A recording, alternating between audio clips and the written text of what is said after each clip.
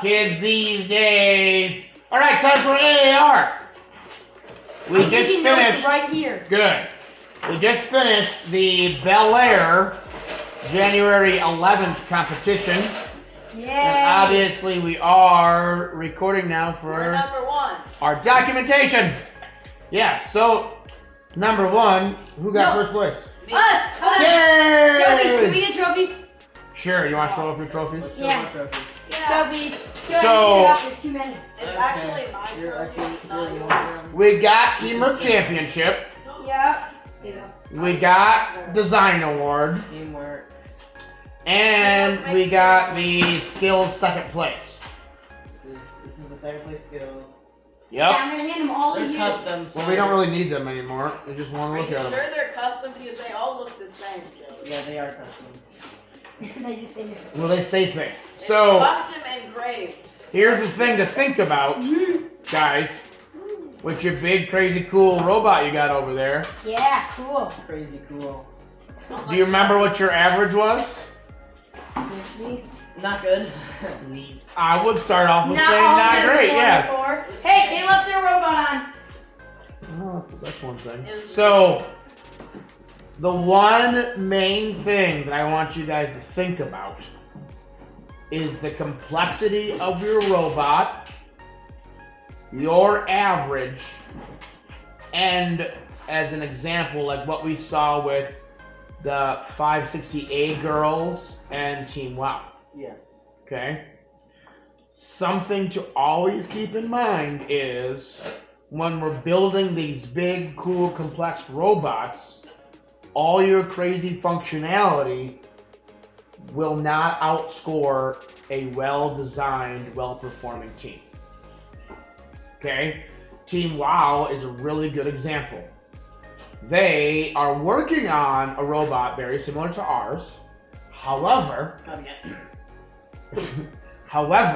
Hey, they had the first place average most of the day. Because they're used to driving. And All drivetrain They is like drove. crazy. it's a huge experience. Well, I Yes, want we you drove like for think one about day. it. Think about it. Yeah. They are very good at what they have and what they do. Okay? Except their H button sometimes disappears. Keep in mind that even though you have a very complex robot you designed and built, it all comes down to functionality, reliability, and your ability to drive it. Okay? So with that, let's start with something that went well for our ups and downs. What went well? Lincoln was first. Our drivetrain was crazy fast. That's correct. What do you have, Leland? We did pretty good working together doing teamwork. That's a really good point. And I want to make a note. This is the first time that you've ever been there all on your own as loader, as part of the team, and you did awesome. Yeah. You're welcome.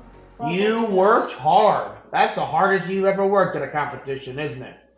But it paid off, didn't it? You were one of the best loaders at that entire competition, dude. We didn't break our goal. What? Didn't break our goal. Didn't break the goal. Yeah, only 560 did. I think you always loaded it properly. You always got it in the loading zone, or you got it into the loader when the robot wasn't in the loading zone, therefore we didn't get a DQ. You were always paying attention. You communicated well with the rest of the team, and you yelled at the other loaders so they could pay attention because they weren't always paying attention. I would say yell that is a little much. I'd say he You gotta be, he yeah. alerted the other person. You can be louder. I know you can be. And when that's why we play a lot of music and stuff when we're doing rounds, is to get you used to the craziness of competition. It gets stressful, doesn't We it? should play crap. Everybody, can we all agree competition's very stressful? Yeah. Yeah? Jack knows too, right? That's like, oh my God. But that's why we do crazy stuff during practice. I don't want practice time to be easy and chill and relaxed and kumbaya. Is that what WoW is? It needs to be, not always. Oh. but it needs to be wild. And a couple of the other coaches came up to me and said that they've been doing a lot of what we do and play music and do crazy stuff during practice to get them used to it. Caleb had his hand up next. We got first place. Yes, good job. You got first place. And hey, you're not sick anymore. Good job. Okay, so communicating is an important thing. So that's 3 good things. Give me a thing that we can improve upon. Can I add on to one good thing? What? Leland did a great job in the interview as well. Oh, yeah, I wasn't aware of that. So I heard you got asking questions too, huh? That's cool. So a lot of it came back to you are obviously the youngest kid that was there competing on our team. So it was cool because you have the middle school kids kind of helping and mentoring and teaching you some stuff about how robotics goes, right? Did that go pretty good, you think?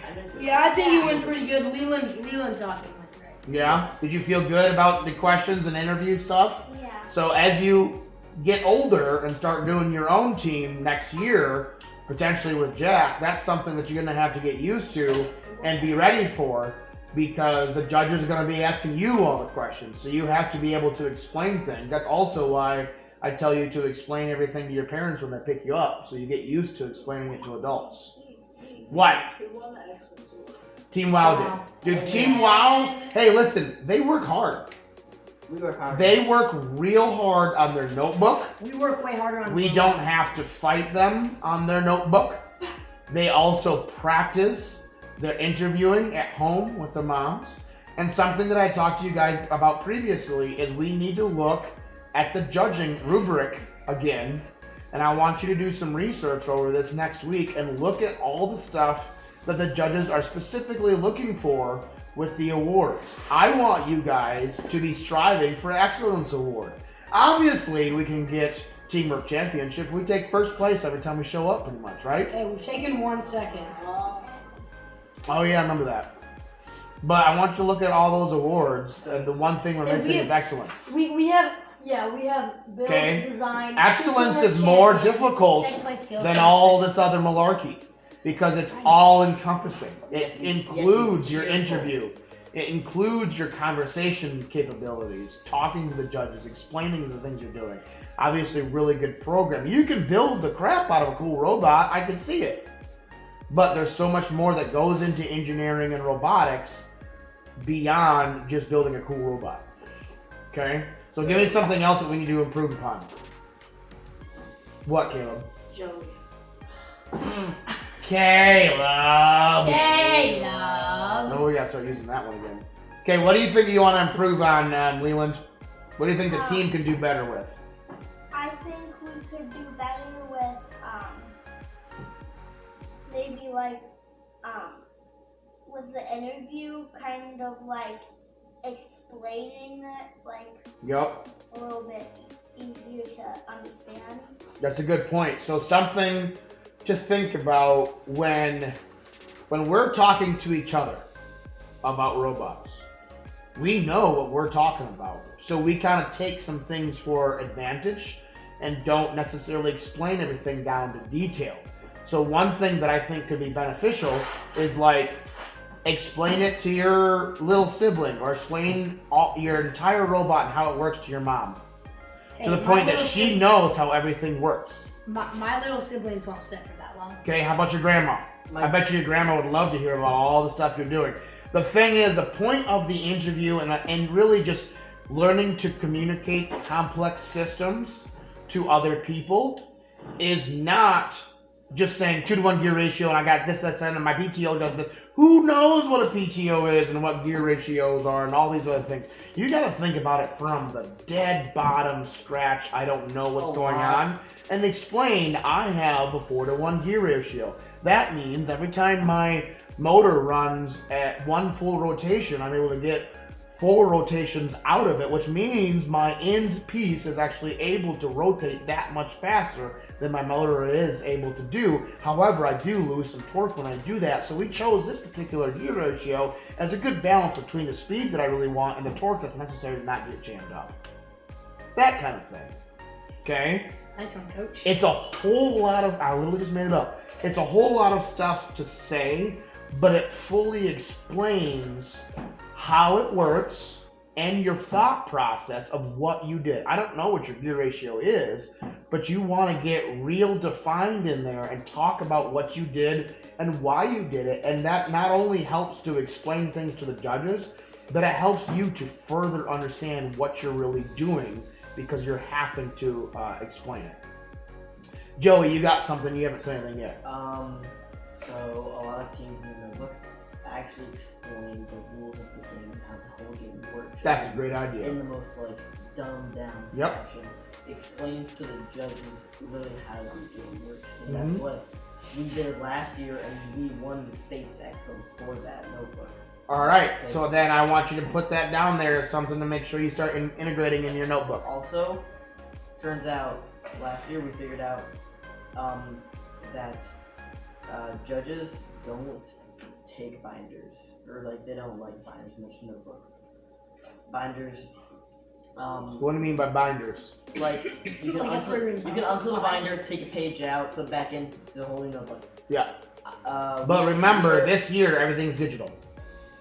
Yes, but I still think that's a good idea to print out a copy of the notebook onto paper, but not not binder paper. Regular paper. Why? Because why not use a binder? Why do you think it's a good idea to print it out? Because it's like a fail-safe. I mean, it's like Okay. that, and it's also, arguably just better for the judges to look at, because the judges kind of go off just. The judges do look at your notebook ahead of time. However, now that you say that, one thing that could be really interesting with that approach is to have things printed out before we go to the competition. Let's just say as we're going to Granville or when we're looking at going to states. If you had your notebook done and done well in advance, and then we print that out like you suggest, I would say double-sided so we're not wasting a ton of paper, but that's not something to give them necessarily because they don't probably want it, but they would want to see that during the interview. And I think that's an interesting idea because if you bring a paper notebook to your interview, then not only can you reference, say, your PTO system, but you can have a quick access little tab on your paper notebook. Caleb, pay attention, act right. You can have a little tab so you can flip to page 57 and be like, in our notebook, this is where we worked on designing our PTO system, and you can see this is where we started with, and here on our robot, this is our final example, and this is all the different stuff, and you can look at the graphics, and you can kind of explain how you got to where you are.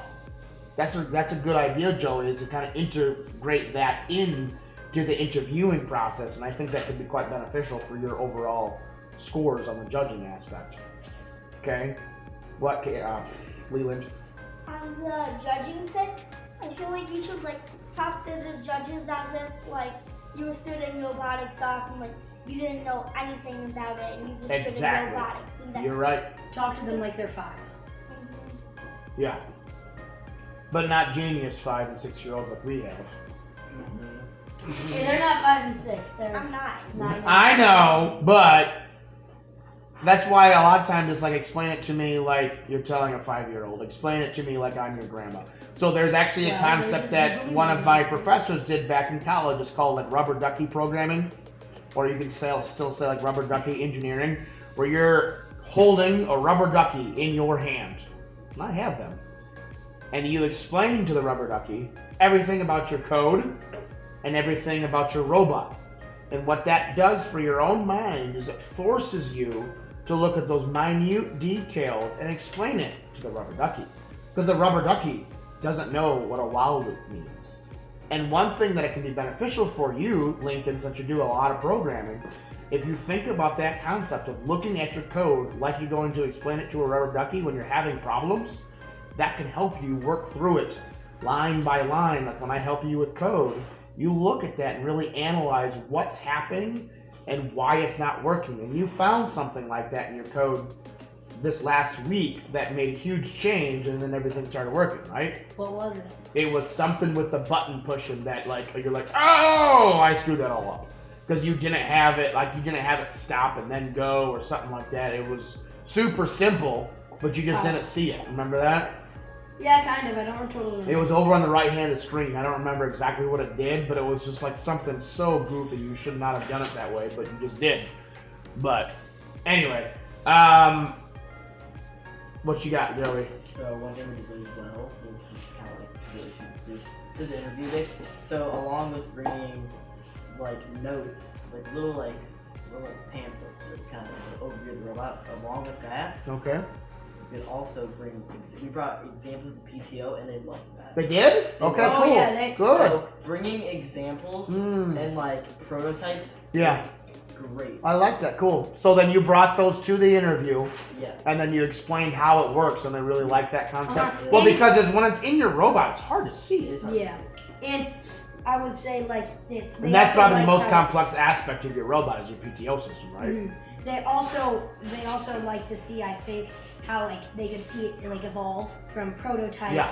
to first. Well, because you The brought two second- prototypes, right? Well, we brought the prototype and then we brought our second one, which was in our robot, but then it got changed. Okay.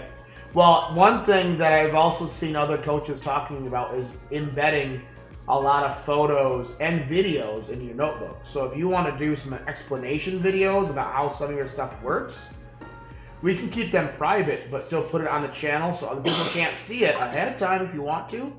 But make it so it's there, so when the judges are looking at the digital aspect and learning about your robot before they ever see it, they can kind of see some of those aspects, and that might be quite beneficial as well. Okay, because they want to know that, for one, they want to know that I'm not doing it for you. That's important. Because I can't be building it for you, and sometimes when you get these crazy complex robots, you're like, the adult had to do it. No, if you're able to properly explain your engineering process and how you built that, that's a huge step towards, obviously, you did it, not me, right? Mhm. Mostly I just yell at you and then help you figure out why your stuff's not working sometimes. And snowblow the. And snowball the parking lot, yes. But it's important to be able to properly and fully, excuse me, properly and fully explain how your robot works. And I think you guys do pretty well with that. I've never been able to sit in on your interview because I've not allowed. But it's cool to know that they really liked having Leland there, and they really liked having your prototype there, and all those aspects are really important to take moving forward and look at what we're going to be doing to step it up even more next year for your last year in VEXIQ. Okay, what you got, Leland? I forgot what it was called, but they seem to be really interested with the pneumatics. Oh yeah, the pneumatics of the PTO system. Yeah, that's good because I think this was the only robot that had that there, right? Yeah, everybody else was like, what did you use the pneumatics for? And you're like, motor sharing. And they're like, Actually, Got people ask more about those little arms that held the robot and the match more than the PTO. Really? well, because they can see Well, the yeah, arms, you they don't can see the see PTO. Well, and also let's keep in mind, our last competition was the signature event with teams from all over the country plus Canada. Mm-hmm. They had all kinds of cool stuff. So arms are no big deal for us. Yeah. But arms are wild and crazy when sometimes some of the last competitions that some of these kids have been to was VEXIQ. Or one team, they've never been to a competition before at all. Yeah. So they're used to seeing HeroBot and they built it on the instructions and that's all they got and that falls apart half the time. So you guys have something that looks like a freaking space station and they don't know what's going on. I also want you guys to be open to explaining your robot and helping the younger teams at competitions. Because one of the things that I'm really focused on, and I want you guys to help, is to help make every other team in our region better. Northern Michigan has had a lot of problems in the last couple of years, really since COVID, recovering with VEXIQ. So it's going to be important to, if we want to see better competitions, we need to help the other teams get better, and that's really just all there is to it. Because right now, it is tough, and our averages are dog crap in comparison to what we saw at Signature event, right? We were well over 100 at Signature, and I think the high average was 62. when we got a 62 at our last competition, I wanted to cry on my insides and my outsides. Right? Yep. 60s are not good, but that was the winning score. No, 80. Well, this is the winning average, I'm sorry, yes. But still, we got, was it 82? Was our top 82, right, Jack? Yeah, dude. 82 is a bad score. Yeah. And you guys sure as heck should have done a heck of a lot better in that final. If we could have driven and fixed that intake problem, I bet Okay. you our average. So would right have been now, 70. you're right. So right now we have 3 things that can improve upon and at least 3 or 4 things that went well, right? Let's talk about deficiencies. What? Let's that went bad. Okay, yes, deficiencies, what went bad? Well, what went bad is also what we can improve upon, which is a different way to say it. What you got? The intake jamming with the one ball. Yep. Hey, mister, I want to sit down all the time, and now you're sitting down and you just want to stand up. Beat them. Yes, some robot deficiencies that we need to address and re-engineer and work on fixing. We have a little bit less than a month to the next competition. So, let's talk deficiencies. Your intake. The transitional process of the ball going from different planes of motion needs to be improved. When it goes from on the ground to on your wall, that little section needs to vastly improve. We obviously have a lot of problems. Well, right? I think what the problem is you're basically traveling like this. Yep. And then you have a wall. Yep. And the ball's circular, so you have this little corner. Yeah, area. that transitional process right That there when is you're the going problem. from horizontal to vertical movement. Because the balls go in fine. We've accomplished that. I don't think I even saw once where it got stuck underneath your sprocket like this, right? I think that deflectors that you guys put on there work great. And they worked great to get balls out from They the look, side. yeah, they look pretty good from when they got stuck in the corner too. They could be a little bit better, but I don't know how. Like we might want to look and see what other people are doing, but you guys got in there. I think getting into that corner is a minute aspect. Focusing on some of the real robot deficiencies is something you need to look at. So when you're traversing between horizontal and vertical, that definitely needs to be improved. I also want to look at specifically and in a detailed fashion how the ball moves in the vertical plane. The process of going up your wall and then going into where you're going to articulate, either shoot high or low or pass. That process needs to go faster. We need force to go that way. We have force up, we have force out. Okay. To do that, you put a ruler right here. But also, you throw the wall. So today, you throw shear, Okay. you throw PTL, and then to get low. We have to, So you want, one of the things that you talked about a little bit ago is we need to have less squish in your intake. So you have a little bit more give, and that give is going to allow faster speed without the torque requirement. So yeah, I like that. That's really cool. It allows. Now, one of the things that we've seen other robots do, and I think specifically at Signature, was just a rubber band wall and not any. Plastic. Those are for teams that really want their intake. We built that intake. I wouldn't say on a time crunch, but I would. Yes, you built, I mean, the majority of this robot was built in the last week. Granted, we spent probably 30 plus hours in the last week building it. Yeah. But I like this one. I like the flexiness. My only concern is if it would flex outward too much and you don't have enough grab I'm going going to. up. I'm going to have enough. It's going to be the base. It's going to be the base wall. It's going to be having the same amount of tightness as that roller, or no, Yeah. maybe a little bit tighter, so the wall can go back a little bit. Yeah. Or no, probably not the same. But it'll be just like that, and it's only gonna flex out when it has to flex out. That's a like. Got it. I do see. So the only concern I would have about this situation is what if one rubber band is lost? It breaks, it disconnects, something happens on one of the corners. Are you screwed? Well, You look a little screwed. I only put 4 on, but Yeah. I was planning on putting more along the sides. Okay. Like one right You don't here, want right it- here. I would say. So these if you rubber bands are engineer all that tight. into a fashion where you can have potentially a single or multiple points of failure without overall function failure.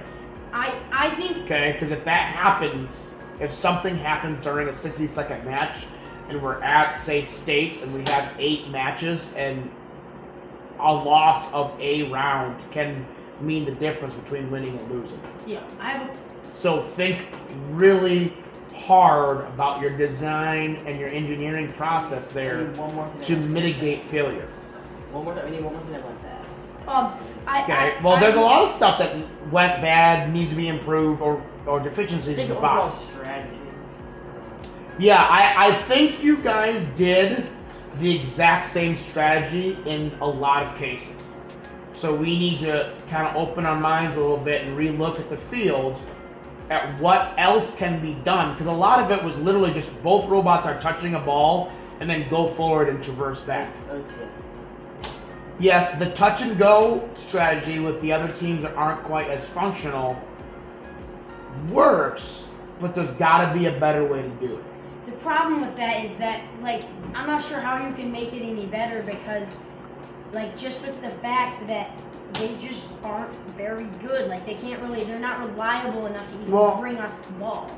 Okay, possibly. So, obviously we have an issue with experience. They probably don't have as much experience as you do. They probably don't have as much practice time as you do. They might have less of a budget than you do. I talked to one kid who literally, they said they're part of a school program. I think it was actually on our YouTube channel. Somebody commented. They're part of a school program. Their school won't even get them pneumatics if not everybody else can use them. They're not going to get them pneumatics if they can't get everybody pneumatics.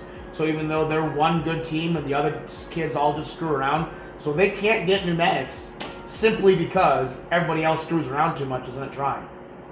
So you got to think about all the things that are issues for the other teams. And yeah, you know what? They don't do as well. But we still have to have strategies that can overcome those deficiencies. What? I just want to say something about this wall. I think this wall is going to help a lot because if you do get a weirdly shaped ball or something, You're right. It's going to adjust to it, Yep. and it can even adjust like sideways or something like that. It's very adjustable, Yep. and it also, like, if you think about a roller or a rubber band, you have where it's not stretched, Yeah. and then you're gonna pull it and you're gonna pull it and you're gonna pull it, and the more you pull it, it gets tight. Yep. Well, you probably have a hole's worth of room where I can basically just set my hand down Yeah. and it easily moves there, and I'm still almost holding. So you my think whole that's hand. better than a full wall of rubber bands? The thing about a Because full that wall of gives you a rubber little bands- bit more adjustability as opposed to being super tight. Rubber bands are great, except you need a lot of them so you don't create gaps. Yep. And that creates tension on everything, so it can like squeeze everything in like that. Yep. Or you could just it could just not work out. Okay. I think that would be definitely worth doing a lot of prototyping. So the next deficiency, Back roller beans one. that one, but I want you to think more about your intake and just the number of rubber bands, because I think you learned something at the end of last week where potentially less rubber bands can be more useful. Well, less rubber bands That's create really less good tension. for the top. Maybe not on the other ones, but I want you to keep that in the back of your mind More roar as you're prototyping. More roar means more contact. Yep. Now More also contact, remember, but less boost. as you're running your intake and it's going up that wall, that ball is like climbing the wall. Yes. So if you add enough friction points there, that connects fast, but it could be faster. It's very hard So to get faster. I think your shooter high goal worked great. I don't think you missed once. We did not miss. Okay? We The missed cocking aspect needs to be improved. Ideally, it's not so tall. So we don't have to bring the wall so high on your intake. I would say if we can spread out our PTO, like right now we have our PTO, our shooter, Yes. our intake, and our back roller in Yes. the tiny corner. If we did more PTO and then a little bit of shooter, Yep. and then we did a big intake, it would lower everything down, including our back roller. Yeah. And that potentially gives you more space to play with that back roller. I think one of the issues that's causing you problems is you're trying to fit that ball into that little square that is your low goal space. Now, if you're able to expand that and tinker with it and get a higher RPM on that, because we waste multiple seconds just scoring low goal. And it doesn't always go in all the way and you have to sit there and rock back and forth. There was times where you probably wasted over 5 seconds just getting low goal. I'm just like, it kind of was weird to me that like at our, like here, Yes. it worked every single Well, time. and remember And there it the didn't. science field, low goal was a lot more difficult to score than technology goal. Yeah. Which, that's an issue with the field, but that's also something you should be aware of, compensate for, and be ready for. Because when we're looking at some of the higher end competitions, our field elements could be easier to score because we use them more. Yeah. So things are looser because they've been run. Like if you do plastic on plastic and they just sit there and wear out, then it's gonna be easier to twist. Where if it's a brand new pin going through a brand new 2x like the game elements, they're not gonna move as easy. And the rubber bands that are holding the tension forward are newer because they haven't flopped as much. So they're just stronger. So does you that have to be prepared. I mean, right now you kind of gently spit into the hole of the low goal. You need to be able to punch into that and not just like, bleh. Okay? Because you're really just bleh. The way to do that is to move that roller back and make that roller bigger or give it more speed. But I don't like a think it higher needs- I don't RPM think- for sure. I don't think it needs to be. I don't think it needs to be moved any farther back. I just Oh, think no, there's no way. if we just make it bigger, that would solve No. most Yes, of but our remember problems. Joey was That just would talking about move it back. earlier today, Joey was talking about offsetting it back more, and you liked that idea because you created an angle for it to hold here to be able to go down real easy, as opposed to hold back here. So one of the problems is the puck is here and your articulator is here and it goes forward, it hits the puck and it loses contact with your articulator. And if you made that roller bigger, it would go But down. also, if it was bigger and further forward, it could definitely help score easier. That's why most of the robots So, you see, instead I of think having that size, The one that thing we size, don't have a deficiency anymore is your drive base. Yeah. That makes it no longer. So you're gonna look at, as we wrap things the up, Wire. huh? The wire. Yep. That was a problem. Put that in never your happened. notebook. That wire coming loose could have been detrimental. Luckily, we caught it during practice. So we need to look at your low goal scorer, getting the robot shorter, trying to get the robot smaller so we stay within that smaller size, your intake system, and traversing between horizontal and vertical plane. Okay? Yep. I think we got all that stuff down. Looks We know what we need to do. I like that. You're going to be putting that in your notebook. like a. I Um, like my notes more. so I think we've Yeah, got time organize today. that. We can start But working mine uses on. lines. Mine Hey, doesn't. we can start working on what you got to do next and do some experiments. Can't wait. And I want you to do some legit experiments. Like that is a good idea. To build a prototype like that, and then take that prototype to the judges when we do interview. That is going to be in the.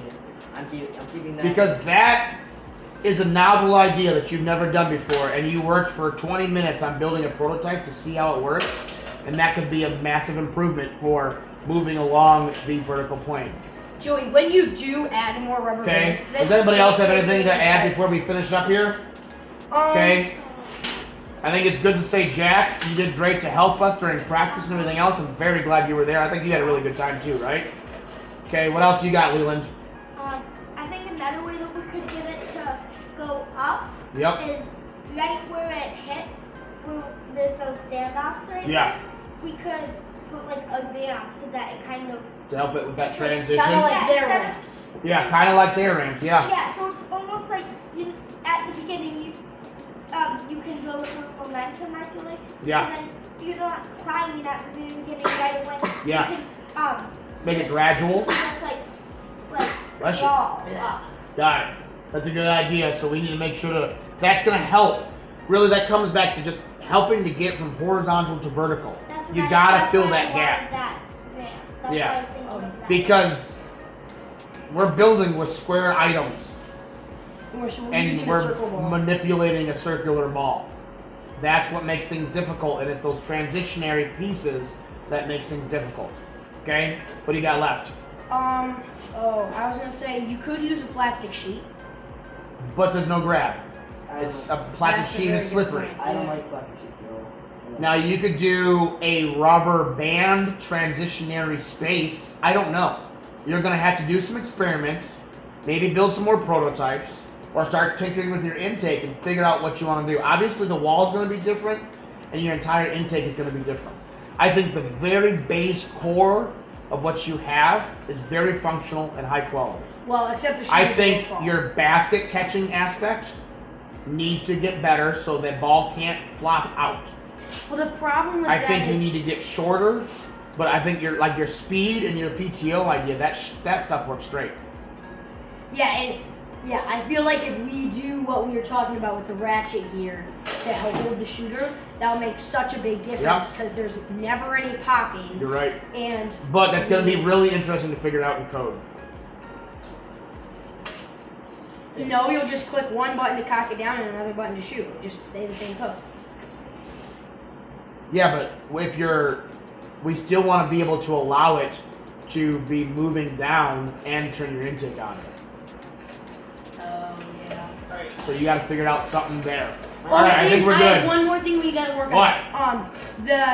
You gotta be able to, like, if the shooter's like this, put the ball in and then cock down the shooter and it has to go into the shooter. Yes, that's a good point. So if it goes to the low goal roller, it needs to be able to easily traverse back to the high goal shooter without wasting a bunch of time. And there's recycling in the floor. Make sure you guys pick that up.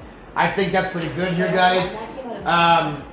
We got a lot of good points for both ups and downs. I think overall we obviously did very well. Leland did great to step in when Caleb was sick. We won first place. That's important. But I just want you to keep in mind that how well WoW did with a robot that's not nearly as functional as yours is, but that's because they're really good at driving. So you guys need to really focus on a lot of drive practice. Once we get this robot done, that means you need to get this robot done so we can start driving again soon, because we need a lot of hours of stick time so you're ready to hit the next competition in a really high performance fashion. Okay? Mm-hmm. All right. Bye, YouTube. Bye. Bye.